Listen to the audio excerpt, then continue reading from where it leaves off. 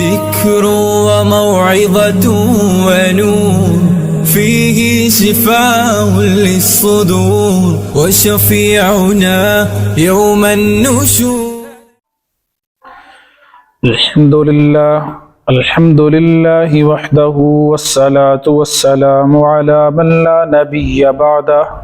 أما بعد فأعوذ بالله من الشيطان الرجيم. بسم الله الرحمن الرحيم. الله الذي خلقكم من ضعف ثم جعل من بعد ضعف قوة ثم جعل من بعد قوة ضعفا وشيبة يخلق ما يشاء وهو العليم القدير. صدق اللہ مولانا العظیم. آج کے درس کا آغاز سورۃ الروم کی آیت نمبر 54 سے ہو رہا ہے، اور جیسا کہ گزشتہ آیات میں آپ نے سنا کہ اللہ تعالیٰ کی قدرت کا ذکر تھا، اور اللہ تعالیٰ نے اپنی قدرت پر مختلف دلائل ذکر فرمائے. تو اس آیت کریمہ میں بھی اللہ تبارک و تعالیٰ نے اپنی قدرت کا ذکر فرمایا، اور غافل انسان کو جو دنیا میں آ کر غفلت کا شکار ہو گیا، اللہ تعالیٰ نے اس کی مختلف حالتوں کو ذکر کر کے اس کو متنبہ فرمایا، اس کو بیدار کیا.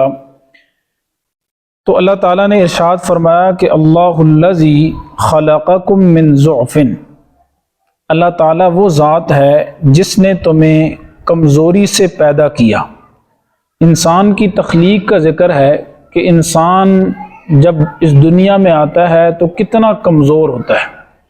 انسان کا وجود جو ایک گندے قطرے سے ہے، جو بعد میں خون میں تبدیل ہوتا ہے اور پھر گوشت میں تبدیل ہوتا ہے، پھر ایک لوتھڑے میں پھر اس گوشت کے اوپر ہڈیاں آتی ہیں، کئی قسم کی تبدیلیاں آتی ہیں.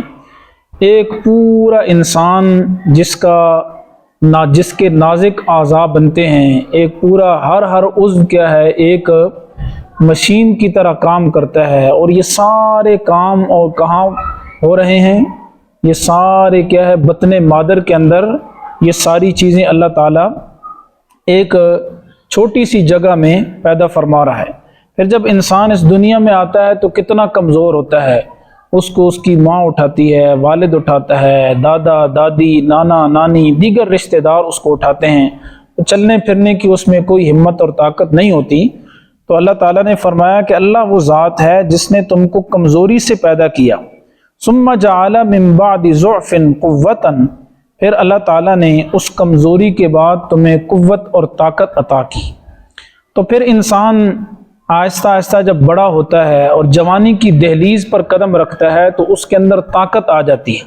وہ انسان جو کمزور تھا، جو ضعیف تھا، جو خود کھا نہیں سکتا تھا، چل نہیں سکتا تھا، بول نہیں سکتا تھا، لیکن جب وہ بڑا ہوتا ہے اور جوانی کی دہلیز پر قدم رکھتا ہے تو اب اس میں طاقت آ جاتی ہے. اب ہونا تو یہ چاہیے کہ انسان اپنے ماضی کو نہ بھولے کہ میں کتنا کمزور تھا، آنے والے مستقبل کو بھی نہ بھولے کہ کل پھر جو ہے وہ بڑھاپے میں تبدیل ہو جاؤں گا، کئی تبدیلیاں آ جائیں گی اور پھر کمزور ہو جاؤں گا. درمیان میں جو تھوڑی بہت اللہ نے قوت اور طاقت دی ہے، اس کی وجہ سے وہ غرور میں مبتلا نہ ہو.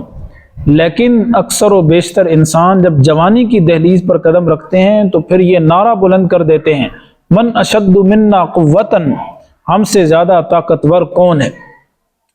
صحابہ کرام رضوان اللہ تعالی علیہم اجمعین کی کیفیت اور حالت یہ تھی کہ وہ اپنے ماضی کو اور مستقبل کو نہیں بھولتے تھے. وہ اپنے ماضی کو ہر وقت اپنے ذہن کے سامنے رکھتے تھے، اور ہمیں بھی ایسا ہی کرنا چاہیے. بخاری شریف کی روایت ہے کہ حضرت سیدہ عائشہ رضی اللہ تعالی عنہ نے ایک دفعہ اپنے غلام ایمن کو بلایا اور بلا کر فرمایا کہ دیکھو یہ میری باندی ہے، ہمارے گھر میں ایک بہترین کرتا ہے کپاس کا بنا ہوا، اور یہ اس کرتے کو گھر میں نہیں پہنتی. حالانکہ مجھے وہ وقت بھی یاد ہے کہ میرے پاس یہ کرتا تھا مدینہ منورہ میں، اور مدینہ میں کسی عورت کی شادی ہوتی تو وہ کرتا یہ مجھ سے عاریت کے طور پر مانگ کر لے جاتی اور شادی کے موقع پر اس کو پہنتی تھی. اور اب یہ کیفیت ہے کہ یہ باندھی ہو کر گھر میں اس کو پہننا گوارا نہیں کرتی۔ تو یہ میں اس دور کی بات عرض کر رہا ہوں۔ حضرت سیدنا فاروق اعظم رضی اللہ تعالیٰ عنہ منبر پر خطبہ دے رہے ہیں اور قرآن کریم کی آیات کی تلاوت کر رہے ہیں۔ ایک آیت تلاوت کرتے ہیں، پھر کھانسی آ جاتی ہے، پھر آیت تلاوت کرتے ہیں، پھر کھانسی آ جاتی ہے۔ لوگوں نے کہا حضرت کیا وجہ ہے، بہت زیادہ کھانسی آ رہی ہے، آپ سے پڑھا نہیں جا رہا۔ تو آپ اس طرح کریں کہ پانی کے اندر شہد ملا کر استعمال کریں، اس سے آپ کو فاقہ ہوگا۔ تو آپ نے فرمایا لا استطیع، میں اس کی طاقت نہیں رکھتا، یعنی اتنی میری طاقت نہیں ہے کہ میں شہد کو پانی کے اندر ملا کر استعمال کروں۔ تو لوگوں نے کہا کہ آپ خلیفۃ المسلمین ہیں، بیت المال کی چابیاں آپ کے پاس ہیں، آپ جو ہے وہ وہاں سے شہد لے لیں، وہاں تو شہد کے ڈبے بھرے پڑے ہیں۔ آپ نے فرمایا کہ میں وہاں سے نہیں لینا چاہتا، اس لیے کہ ایک پورا سسٹم ہے، ایک شورا ہے، تو اس سے مجھے اجازت لینی پڑے گی، اور بیت المال کا جو جتنی بھی امانتیں ہیں، جتنا بھی وہاں مال ہے، وہ سارا عوام کا ہے، وہ میرے لیے تو نہیں ہے۔ آج ہم دیکھیں ان کی کتنی کرپشن ہے، کتنی لوٹ مار ہے، جس کو بیان کرنے کی ضرورت نہیں ہے۔ عیاں راچے بیان کہتے ہیں نا، جو چیز واضح ہو تو اس کو بیان کرنے کی کیا ضرورت ہے۔ تو خیر، عرض کرنے کا مقصد یہ ہے کہ ہمیں اپنے ماضی اور مستقبل کو نہیں بلانا چاہیے، اور یہی اس آیت کریمہ کا درس ہے کہ اللہ تعالیٰ نے شروع میں انسان کو بہت کمزور پیدا کیا، اور آخر میں بھی بڑھاپے میں بھی جا کر وہ کمزور ہو جاتا ہے، کہ سر کے بال سفید ہو جاتے ہیں، ہڈیوں سے گودا ختم ہو جاتا ہے، کمر جھک جاتی ہے، لاٹھی ہاتھ میں آ جاتی ہے، پھر وہ کیا ہے، یعنی بہت ساری چیزوں کو بھول جاتا ہے۔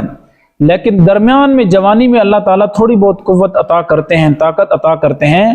تو جوانی کی قوت اور طاقت کی وجہ سے آدمی کو اپنا بچپن یاد رکھنا چاہیے، بھلانا نہیں چاہیے، اور اپنے مستقبل پر بھی نظر کرنی چاہیے کہ مستقبل میں پھر یہی کیفیت ہو جائے گی۔ تو اللہ یہی ارشاد فرما رہے ہیں، ثم جعل من بعد ضعف قوة، پھر اللہ تعالیٰ نے کمزوری کے بعد تمہیں قوت اور طاقت عطا کی، جوانی۔